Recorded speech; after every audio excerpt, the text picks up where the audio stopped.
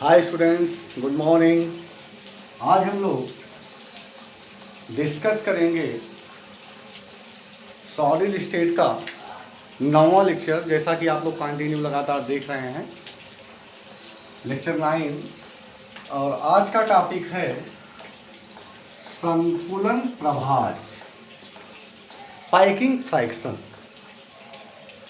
एक चीज़ आप ध्यान दें इस वीडियो में, जो कि हम लोग यूपी बोर्ड के बेसिस पे बना रहे हैं और आपको पढ़ा रहे हैं, कि ये जो वीडियो आपके सामने जाते हैं ये बहुत कॉम्पैक्ट होते हैं और इन वीडियो में बहुत सारी जानकारी कम समय में आपके लिए दी जाती है।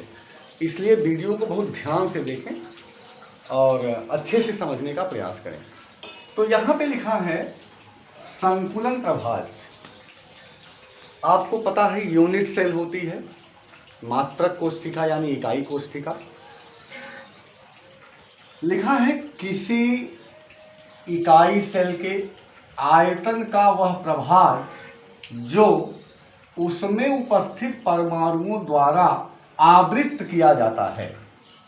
माने किसी इकाई सेल का वह आयतन जो एटम द्वारा आच्छादित होता है, आवृत किया जाता है, घेरा जाता है, उसी को हम कहते हैं संकुलन प्रभाज। अब यहाँ पर आप एक चीज देखें कि यहाँ पे एक चार्ट बनाया है हमने। यहाँ पे लिखा है unit cell, simple cubic, body centred cubic और फेस सेंटर्ड क्यूबिक। अब यहाँ पर लिखा है नंबर ऑफ एटम्स, माने परमाणुओं का योगदान यानी घटक कणों की संख्या। आप देखिए हमने यहाँ पे ड्रा किया है सिंपल क्यूबिक, तो यहाँ पर 1 2 3 4 5 6 7 8 आठों कार्नर्स पे एटम लगे हैं। अब आपको समझना है कि एटम्स को सॉलिड स्टेट में स्फेरिकल माना जाता है। देखिए स्फीयर, गोलाकार माना जाता है सॉलिड स्टेट में, और एटम गोलाकार होता भी है। तो यहाँ पर ये कॉर्नर 1 2 3 4 5 6 7 8 आठों कॉर्नर्स पे ये स्फीयर लगे हैं, माने एटम्स लगे हैं। इस प्रकार से आप देखें ये स्फीयर्स लगे हैं। इन गोलों को सिंपल क्यूबिक में स्फीयर्स यानी एटम्स को आठों कॉर्नर्स पे लगाया जाता है या लगे रहते हैं। यहाँ बीसीसी में आप देखते हैं कि आठों कॉर्नर्स के अलावा यहाँ बॉडी पर भी एटम लगा होता है। एफसीसी यानी फेस सेंटर्ड क्यूबिक में आप जानते हैं कि आठों कॉर्नर्स के अलावा फलक के केंद्रों पर 1 2 3 4 5 6 पे एटम्स लगे हुए हैं। अब कॉन्सेप्ट यहाँ ये है कि अगर एटम स्फेरिकल है और यूनिट सेल क्यूब शेप की है, माने घन के आकार की है, तो आप ये घन के आकार का खाली डिब्बा लें और उसमें बॉल्स को फिलअप करें, गेंदों को रखें। ये गेंद, एक गेंद, दूसरी गेंद ऐसे, फिर तीसरी यहाँ आएगी, इस प्रकार से गेंदों को रखें। तो आप बहुत अच्छे से ये समझ पाएंगे बेटा कि गेंदों को रखने के बाद गेंदें पूरा का पूरा क्यूब फुलफिल नहीं करती। पूरा का पूरा क्यूब जो खाली है उसको गेंदों से आप पूरा का पूरा नहीं भर सकते, क्योंकि एक गेंद और दूसरे गेंद के बीच में स्पेस होता है। ये देखिए इधर स्पेस है, इधर भी स्पेस है, तीसरा लगाएंगे बीच में स्पेस आएगा। तो अगर यही हम क्यूब को छोटे छोटे क्यूब से भरते तो पूरा का पूरा, अगर हम एक बॉक्स ले लें उसको ईंटों से भरें तो पूरा का पूरा भर जाएगा, क्योंकि एक कार्नर दूसरे कार्नर पे सेट हो जाएगा, एक कार्नर दूसरे कार्नर पे सेट हो जाएगा। लेकिन यहाँ पे ऐसा नहीं है, यहाँ पे बॉल्स लग रही हैं, तो बॉल्स लगेंगी तो बॉल्स एक दूसरे को पूरी तरह सेट नहीं होती, बीच में स्पेस रहता है, इसलिए खाली स्थान बचता है और घेरा जाता है। तो पैकिंग फ्रैक्शन क्या है? अगर हम सिंपल क्यूबिक में जाते हैं तो 0.524 पैकिंग फ्रैक्शन हमें मिलता है। माने 1 2 3 4 5 6 7 8 एटम लगे हैं, तो यहाँ पे 0.524% एटम्स ने जगह को एक्वायर किया हुआ है, एटम्स ने जगह को घेरा हुआ है।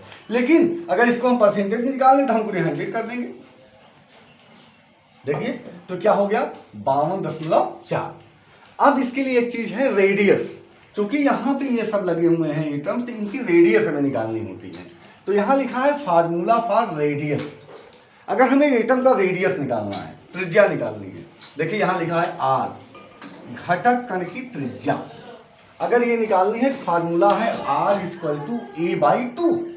सिंपल, एकदम आराम से देखिए आप तुरंत क्वेश्चन इससे होगा। Very shortly you can do the questions. R equal to A by two. A कहाँ है? ए है घन के कोण की लंबाई, ये ए है, ये यहां से यहां, ये ए है कोण, एज हमने आपको बताया है। तो अगर सिंपल क्यूबिक के लिए आपको रेडियस चाहिए तो आर बराबर ए बाई टू या 0.5 ए। अगर बीसीसी के लिए चाहिए तो यहां 0.68 भाग ये कवर करता है, तो इसको परसेंटेज में लेंगे तो ये कितना हो जाएगा? 68%। अब देखिए यहाँ पे एटम्स ने ज्यादा कवर कर लिया। क्यों ज्यादा कवर कर लिया भाई? क्योंकि यहाँ 8 एटम के अलावा एक एटम और भी तो आ गया बीच में, तो एटम की डेंसिटी पर, यूनिट सेल की डेंसिटी बढ़ गई, एटम की संख्या बढ़ गई। तो यहाँ आर हो गया √3/4 इंटू ए, या इसको 60 में करेंगे इसको तो आर बराबर, यहाँ ए हो गया आर बराबर 433.433 इंटू ए। माने अगर आपको ए पता है और यह पता है कि वो बीसीसी में जा रहा है क्रिस्टल, तो आप 0.33 गुणे ए कर देंगे, आपको आंसर मिल जाएगा, रेडियस आपकी जाएगी। देखिए इसके बाद है एफसीसी, फेस सेंटर क्यूबिक। इसके लिए आप जानते हैं नंबर ऑफ एटम है 4, तो यहाँ पे और भी एटम्स बढ़ गए, फेसेस पर भी एटम आ गए, तो यहाँ पे हो गया 0.74। इसको हम कहते हैं 74% ऑक्युपाई कर लिया, 100 मल्टीप्लाई करेंगे तो 74% ऑक्युपाई कर लिया। तो यहाँ आर बराबर ए बाई 2√2। अब इसको आप सॉल्व करेंगे तो आर बराबर हो जाएगा 0.3535 ए, माने या ऐसे आप लिख सकते हैं 0.3535 गुणे ए। अब अगर एफसीसी के लिए आपको आर निकालना है तो आप क्या करेंगे? 0.3535 में ये काउंटा कर देंगे, या अगर ए निकालना है, आर दिया है तो इसको मल्टीप्लाई कर देंगे, आपका निकल जाएगा। तो इस तरह से हम रेडियस निकाल सकते हैं अगर एज यानी घन के कोर की लंबाई दी हुई हो। अब है दो नेबरिंग एटम्स के बीच में दूरी, जो पड़ोसी एटम होंगे उनके बीच की दूरी क्या होगी। अब यहाँ देखिए, यहाँ पे लगभग d इक्वल टू ए होता है, लगभग जो दूरी है वह ए की क्या है? कोर के बराबर है, क्योंकि एटम यहाँ लिखते हैं 1 2 3 4 सब बराबर लिखते हैं। यहाँ पे होता है d इक्वल टू √3/2 ए, तो यहाँ आप कर सकते हैं d बराबर 8.66 ए। देखिए अगर ए दिया है, आपको d चाहिए, दो पड़ोसी कणों के बीच की दूरी चाहिए, तो आप क्या करेंगे? 0.866 गुणे ए। अगर आपको एफसीसी में निकालना है तो d बराबर a बाई √2 या 0.707 ए, आपको तुरंत आंसर मिलेगा। तो इस प्रकार से बेटा हम पैकिंग फ्रैक्शन यानी संकुलन प्रभाज को समझ सकते हैं। आप देखिए पूरा चार्ट यहाँ दिया गया है, तुरंत सवाल लगेंगे, 2 मिनट से ज़्यादा नहीं लगेगा। आप मान के चलिए 1 मिनट, जितनी देर में आप कैलकुलेशन करेंगे उतनी देर में आपका सवाल हो जाएगा। अगर ये आपकी डेटा है, इनको आपको याद करना है, पढ़ना है। वॉल्यूम परसेंटेज ऑक्युपाई इतना कर रहा है एटीएम, ये रेडियस है, रेडियस के लिए फार्मूले दिए हुए हैं, ये डिस्टेंस है, दो एटम्स के बीच की दूरी है, यहां से आप निकाल सकते हैं। अब एक क्वेश्चन देखिए, क्वेश्चन है कि एक बीसीसी क्रिस्टल है, बेटा ध्यान से देखेंगे, एक बीसीसी क्रिस्टल है, इसका ए है 400 पिकोमीटर। हमें क्या ज्ञात करना है बेटा? डी ज्ञात करना है। अब देखिए आप फार्मूला उठाइए, बीसीसी ये है ना, d इक्वल टू 0.8686 ए, सीधे सॉल्व करें।